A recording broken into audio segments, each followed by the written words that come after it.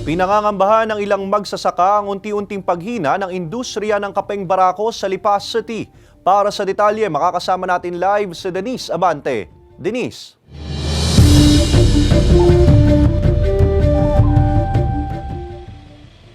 Ace Kabataan ang pag-asa ng bayan pati na ng lalawigan. Yan daw ang pinanghahawakan ngayon ng mga coffee growers dahil sa pinangangambahang tuluyang pagkamatay ng industriya ng kape sa lalawigan.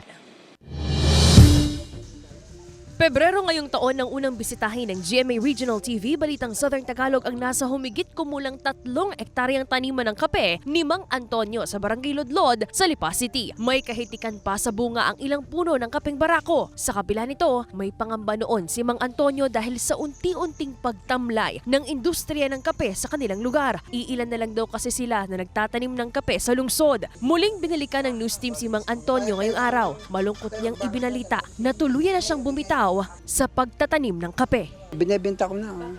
Ay dahil lang unang-una, kaya naman binebenta, ay ang sabi ng aking anak, tatay, yun naman kayong inyong ating ibebenta, net nang kayo may makatikim ng sari-sariwa. Sa tala ng Provincial Agriculture Office, may pagtaas sa bilang ng harvested coffee beans taong 2018 hanggang sa kasalukuyan kumpara noong 2015 hanggang 2017. Pero mas hinihikayat pa nila ang mga coffee growers, coffee shop owners at mga kabataan na magtanim pa rin ng kape. Hindi naman definitely lumiliit ang ating production. Maganda naman sa ngayon, mas mataas kaysa mga nakaraang. Hindi ko lang hawak yung data, but definitely tumaas ang ipasabi sa iyo ang eksaktong data. Since nung mag-umpisa tayo ng campaign sa pag-rehabilitate and rejuvenation of coffee industry.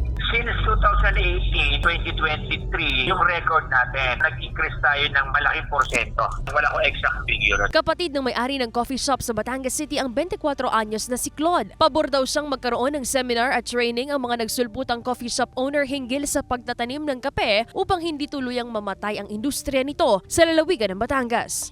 Maganda na rin nga po yun na kumbaga sa atin na nagmumula yung beans, ingredients na kinukuha, ginagamit natin sa mismong paggawa ng coffee natin. So parang mas madali, kung mahirapan syempre sa simula lang kasi hindi pa sanay. Pero kapag nasanay ka naman, mas madali na din yung pagkuha mo ng mismong ingredient. Kapag sariling tanim, mas mapopromote. Para kay Mang Antonio, may katiting pa rin daw siyang pag-asa sa mga kabataan para hindi tuluyang mawawala ang industriya ng kape sa lalawigan, lalo na't kilala rin sa kapeng barako ang lungsod ng Lipa. Sa Lunes, nakatakda ang regular session sa Sangguniang Panlalawigan at isa sa tatalakayin ang pagpapatibay ng coffee industry sa Batangas.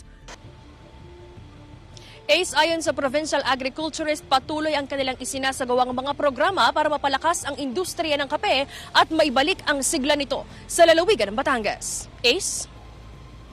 Maraming salamat, Denise Abante.